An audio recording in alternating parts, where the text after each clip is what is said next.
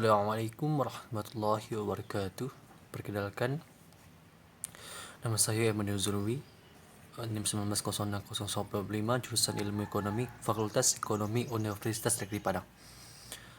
Pada video kali ini saya akan menjelaskan tentang resume 3 dari mata kuliah Pengantar Ekonomi Pembangunan. Saya akan membagi pada 2 poin besar. Yang pertama, teori Matthews tentang pembangunan ekonomi, dan yang kedua, teori Mill mengenai pembangunan ekonomi. Pada poin yang pertama, saya akan menjelaskan tentang teori Matthews mengenai pembangunan ekonomi. Jika kita berbicara tentang seorang tokoh Matthews, atau nama lengkapnya Thomas Robert Malthus, beliau ini sering dikaitkan dengan teori kependudukan yang sangat erat hubungannya dengan teori pertumbuhan yang jelas dan sistematis.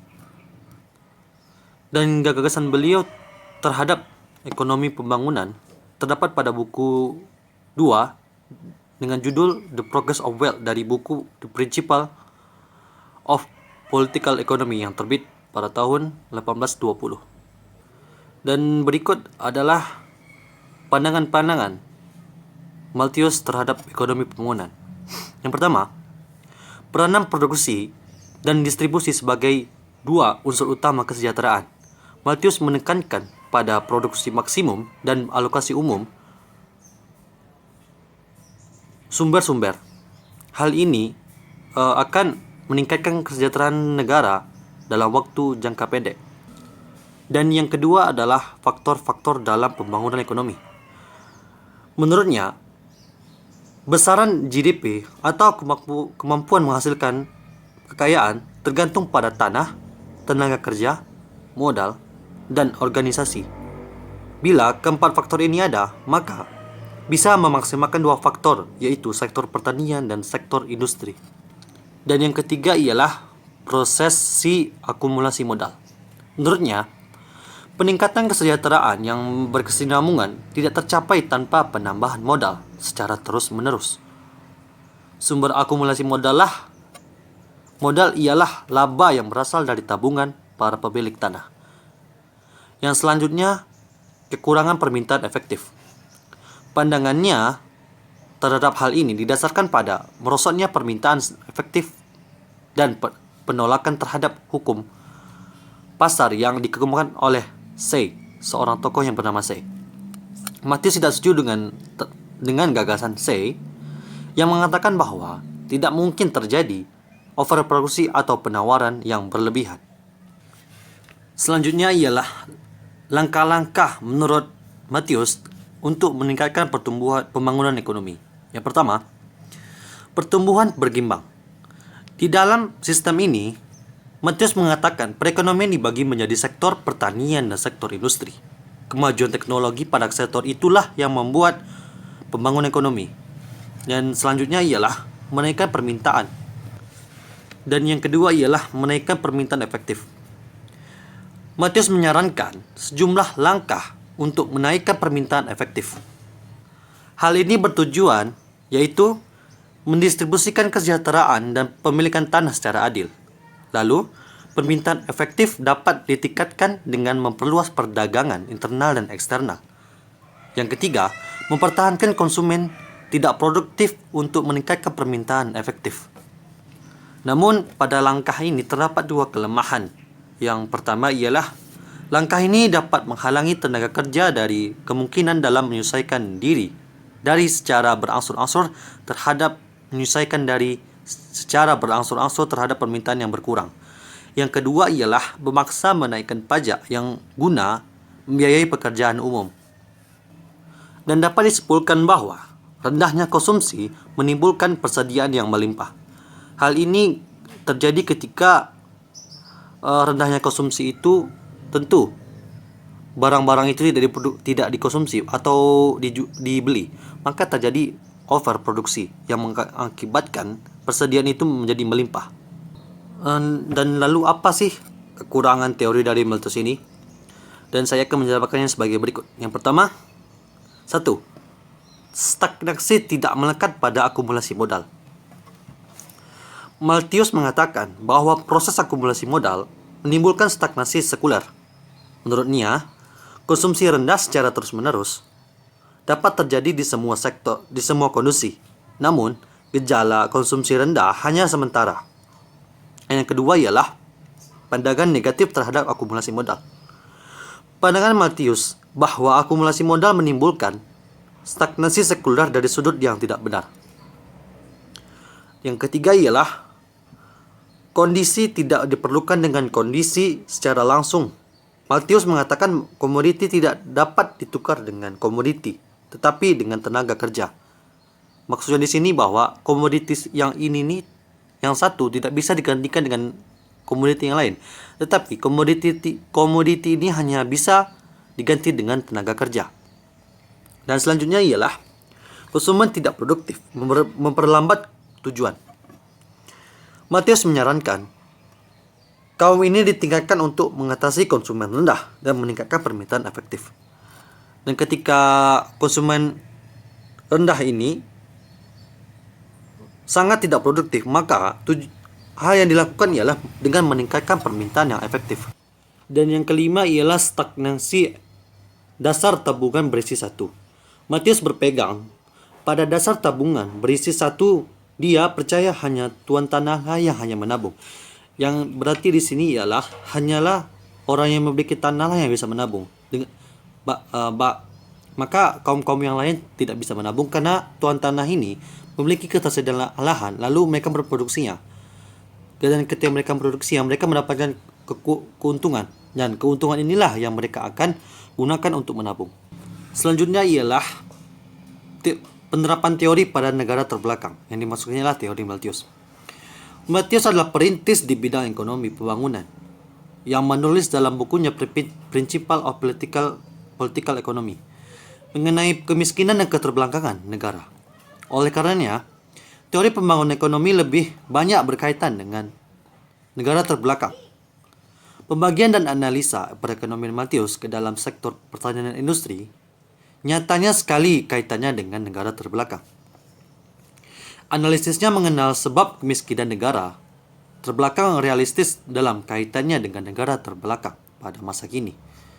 Hubungan antara pertumbuhan dan pembangunan ekonomi yang disebut Malthus dapat diterapkan di negara terbelakang. Adapun langkahnya yang pertama ialah 1. Pentingnya perubahan struktural untuk mengurangi relatif pentingnya pertanian. Dan yang kedua ialah land reforms atau merestorasi lagi lahan.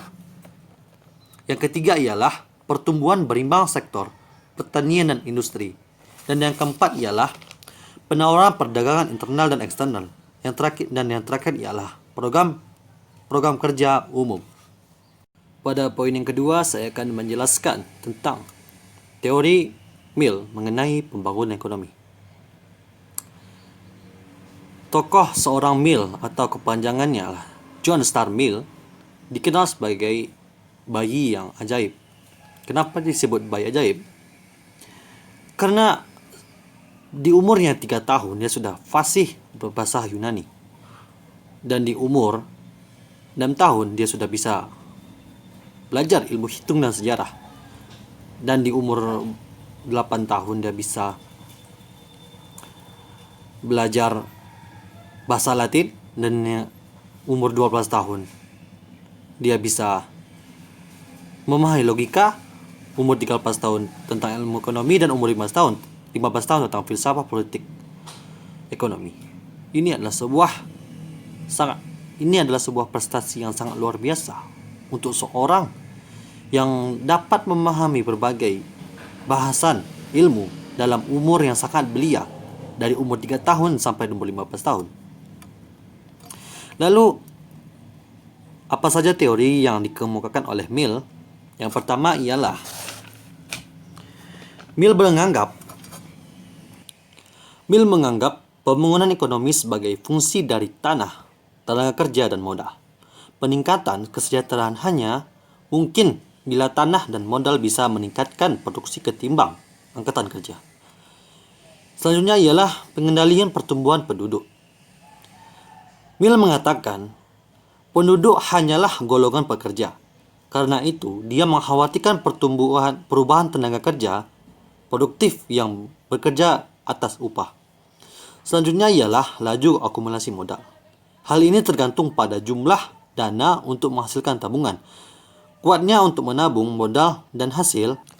Dan selanjutnya ialah tingkat laba menurut Mill. Dalam perekonomian, tingkat laba cenderung turun dapat dicegah dengan yang pertama ialah kerugian modal pada masa krisis, yang kedua perbaikan teknik, yang ketiga perkembangan perdagangan luar negeri, yang keempat pinjaman pemerintah untuk mengeluarkan produktif, yang kelima ialah mengekspor modal ke negara jajahan untuk produksi barang konsumsi demi kepentingan negara asalnya. Dan yang selanjutnya ialah keadaan stasioner. Mill berpendapat keadaan stasioner akan terjadi jika dalam kurun waktu lama, karena keadaan stasioner bisa memperbaiki arah distribusi. Dan yang terakhir ialah peranan pemerintah. Ia setuju dengan kebijakan liberal sebagai aturan umum. Setiap penyimpangan dari aturan itu kecuali diperlukan untuk kepentingan yang lebih besar. Ia menekankan pemerintah seminimal mungkin untuk tidak ikut campur dalam urusan pasar ekonomi. Dan yang selanjutnya ialah peranan yang telah diberikan oleh seorang John Stuart Mill. Seorang tokoh yang bernama Profesor Stiger berkata bahwa Mill tidak membuat sebuah sistem, namun ia hanya memperbaiki pada sistem Ricardo. Dan dalam hal ini ada dua doktrinnya. Yang pertama ialah keadaan stasioner dan yang kedua ialah cadangan upah. Namun hal ini mendapat kritik. Yang pertama, keadaan stasioner bukan suatu realistis, atau maksudnya realisasi. Ricardo yakin keadaan ini akan datang jika akumulasi modal berhenti, tetapi tidak dengan ramalan Mill. Dan ramalan Mill ini tidak pernah terjadi. Yang kedua ialah pikiran yang sudah mengenai cadangan upah. Mill percaya bahwa cadangan upah bergantung pada cadangan modal dan cadangan upah dibayar melalui modal sebagai uang muka. Ini seperti ketika orang ini bekerja, orang akan membayar gajinya terlebih dahulu sebagai uang muka. Yang ketiga ialah teori Malthus. Ia sangat pesimis pada pertumbuhan penduduk. Yang keempat ialah hukum mengenai hasil yang semakin berkurang tidak berlaku. Hal ini erat kaitannya dengan keyakinan Mill akan berlakunya hasil yang semakin berkurang pada lahan ternyata salah dengan adanya teknologi. Maka perkiraan Mill tentang hasil yang semakin berkurang ini tidak terbukti karena adanya kemajuan teknologi. Dan yang terakhir ialah laissez and faire, atau sebuah moto yang bernama laissez and faire. Bukan suatu kebijakan yang praktis. Dia mengatakan seperti itu. Ia setuju dengan politik liberal dengan urusan ekonomi, tapi kebijakan ini tidak praktis. Dan pada bahasan yang terakhir saya akan menjelaskan tentang penerapan teori Mill pada negara terbelakang. Penerapan teori Mill mengenai akumulasi modal hanya semakin berkurang. Pertumbuhan penduduk dan peranan pemerintah dapat diartikan di negara terbelakang. Lahan di negara tersebut terbatas luasnya dan tidak ada perbaikan teknologi yang dilakukan pada lahan.